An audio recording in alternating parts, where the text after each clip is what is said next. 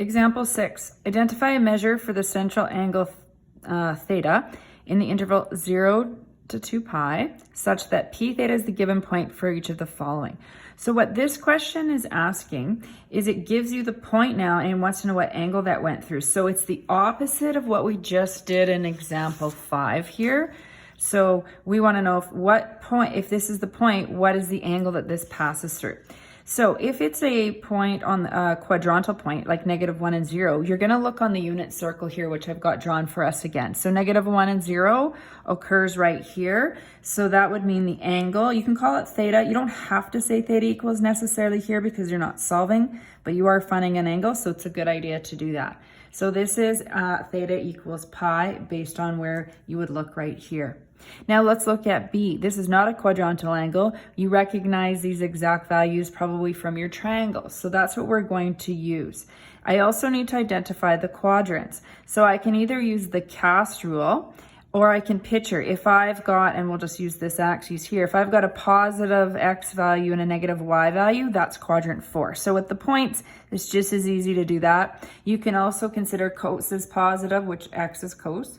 Sine is the Y value is negative. So cos is positive and sine is negative in quadrant 4 as well. So whatever strategy works. Now you need to find the reference angle. It does not matter which one you use. Let's say I choose the first one and I'm looking at, that means I'm thinking of cos. So if I look at the cos, adjacent over hypotenuse. So I go to this triangle, root 3 is adjacent to pi by 6. So that means my reference angle is pi by 6. So in quadrant 4, you need to think, what is the pi by 6 value in quadrant 4? And again, rather than always looking back at your circle, you want to kind of challenge yourself to remember what that would be. So what I do is I picture where 2 pi is, since quadrant 4 is closer to 2 pi. So 2 pi in terms of pi by 6 would be 12 pi by 6. So 1 less if I was in quadrant 4 would be 11 pi by 6. So theta is equal to 11 pi by 6.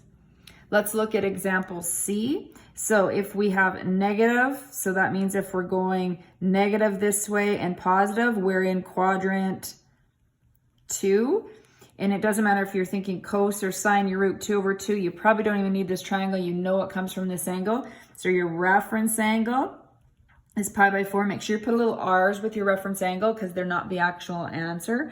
So what is the pi by 4 value in quadrant 2? So quadrant 2 is closest to pi. So this would be 4 pi by 4. So 1 less would be 3 pi by 4. So theta is equal to 3 pi by 4. And I'm just going to quickly show my picture of this unit circle one more time here. And this is really what we were looking at, is this time we were given the point -1 and 0, and we realized that passed through the angle of pi. We were given the point root 3 over 2 and -1/2, and it passed through the angle 11 pi by 6.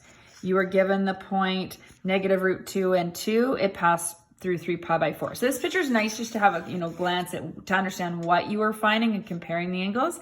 But you don't want to have to just have this memorized. So it's much easier to take the time to sort of use your triangles and the quadrants necessary.